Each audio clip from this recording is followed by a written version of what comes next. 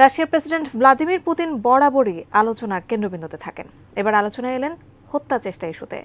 তাকে নাকি হত্যা চেষ্টা চালিয়েছিল সদ্য বিদায়ী যুক্তরাষ্ট্রের বাইডেন প্রশাসন। ঠিক এমন গুরুতর অভিযোগ করেছেন যুক্তরাষ্ট্রের এক সাংবাদিক।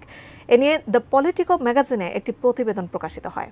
তা নিয়ে বিস্তারিত থাকছে ডেস্ক রিপোর্টে।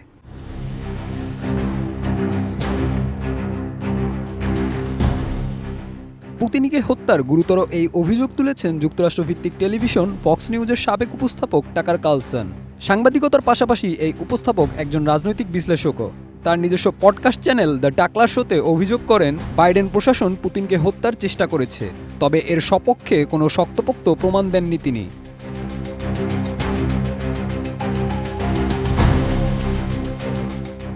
ওই শোতে তিনি আরও বলেন, বাইডেনের পুতিনকে হত্যা চেষ্টা পাগলামি, এমন চিন্তা করাটাও পাগলামি।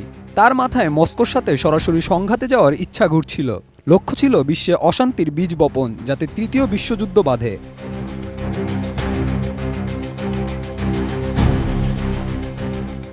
কোয়ালিটি সম্পন্ন আন্তর্জাতিক মানের CMT500W CSRM committed for better still. তবে তার এই অভিযোগকে উড়িয়ে দিয়েছেন ক্রেমলিন প্রশাসন।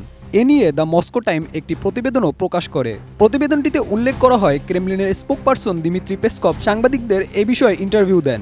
তিনি সে সময় বলেন, টাকার এই অভিযোগের প্রমাণ দিতে পারেননি, তাই তার এমন মন্তব্য নাকচ করেছে ক্রেমলিন প্রশাসন, যেখানে রাশিয়ার গোয়েন্দা সংস্থারা পুতিনের নিরাপত্তায় সার্বক্ষণিক প্রস্তুত।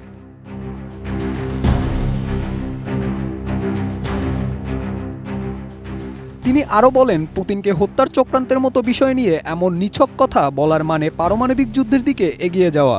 টাকারের এই অভিযোগ নিয়ে আরও তদন্ত করার দাবিও জানান তিনি।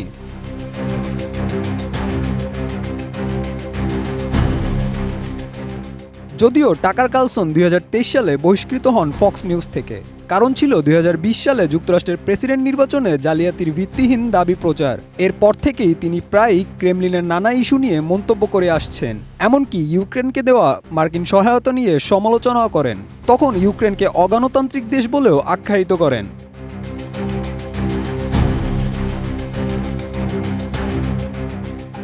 তাছাড়া 2024 ফেব্রুয়ারিতে টাকার কার্লসন মস্কো গিয়েছিলেন পুতিনের একটি সাক্ষাৎকার নেয়ার জন্য।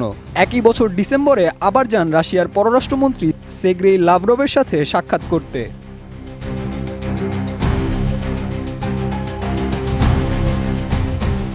Desk report, ATN news.